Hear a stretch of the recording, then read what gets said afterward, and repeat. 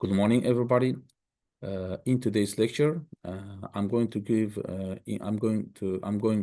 focus on academic writing style, a comprehensive guide. So, as if you remember in our previous lecture, we also discuss it and analyze it.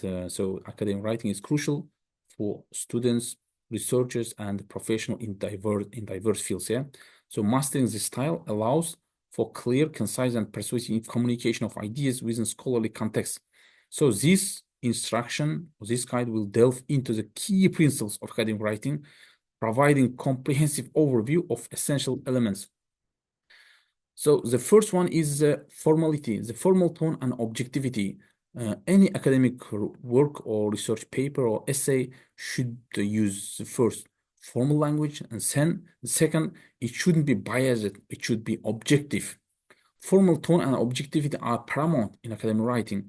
These involve avoiding a colloquial language, contractions, and subjective statements. Instead, academic writing, while writing academic paper, it is advised or it is recommended to use precise language, technical terms where appropriate, and cite sources rigorously to maintain credibility and avoid plagiarism. Informal language, for example, instead of using slang or colloquialism, we need to employ academic words like analyze, examine, and discuss. Instead of contraction, don't use do not, and then can't will be substituted with cannot. So this is a example for formal language. As for the objective tone, instead of using I, we, like first person pronouns, it is advised to use or to present claims based on evidence and research using phrases like research indicates or data suggests or data provides, etc., etc. So here is the structure and coherence. A well-structured and coherent argument is essential for engaging the reader and conveying our ideas effectively. We have to use clear headings or subheadings to organize our writing and our argument with appropriate signposting. The first one is a thesis statement. We have to present a clear and concise thesis statement at the start of our paper, outlining our central argument or main point. Each section or paragraph should develop a specific argument that supports our thesis statement, and then comes evidence and analysis. We have to provide strong evidence to support each argument, followed by our analysis of that evidence. Then comes counter arguments. We have to address potential counter arguments to demonstrate a well-rounded and critical approach. Then comes conclusion. We have to summarize our main points, restate our thesis, and offer final thoughts and the implications. So right now here, grammar and punctuation. Grammar and punctuation is also essential. For example, informal, we should avoid using informal language in our academic writing. For example, instead of using a lot, we have to use many, a substantial amount.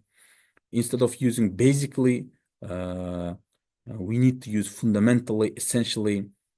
Instead of using tons of, we need to use a large quantity, a significant number.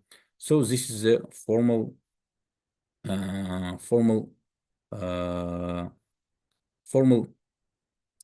language. So if you remember, passive voice and impersonal language is advised to use. For example, here, active voice is generally preferred. Academic writing may use passive voice to maintain an impersonal tone. This technique is often employed to emphasize the process or action rather than the individual performing it. For example, in active voice, the researcher conducted the experiment. The author is the researcher. While in passive voice, the experiment was conducted by the researcher. So in academic writing, passive voice is recommended to use. So in proofreading and revising, we need to focus on drafting and revision. On drafting, we have to develop a rough draft, focusing on presenting our ideas and supporting evidence. Then we have to review our draft for clarity, coherence, and logic and the logical flow. We have to make sure our arguments is well structured and supported. And while the proofreading, we have to carefully proofread our work for any grammatical errors, punctuation mistakes, or stylistic inconsistency. So, as for the benefits of mastering academic writing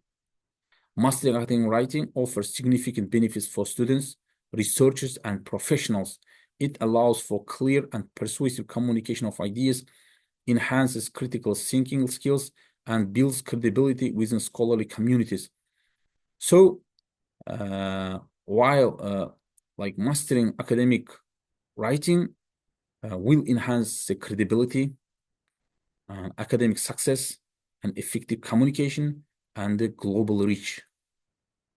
This means that by mastering academic writing, will build strong writing skills, which is crucial for achieving success in academic pursuits such as assignments, research papers, and presentations. And academic writing allows us to clearly and persuasively convey complex ideas to our target audience. And by mastering academic English, it will open doors to a wider audience, enabling us to share our research and ideas with the global scholarly community. Thank you. So this is a brief, short summary of our today's lecture, and in our seminar we'll discuss deeply, and also we'll practice by following the rules of academic writing. Thank you very much. Have a good day. See you on seminar.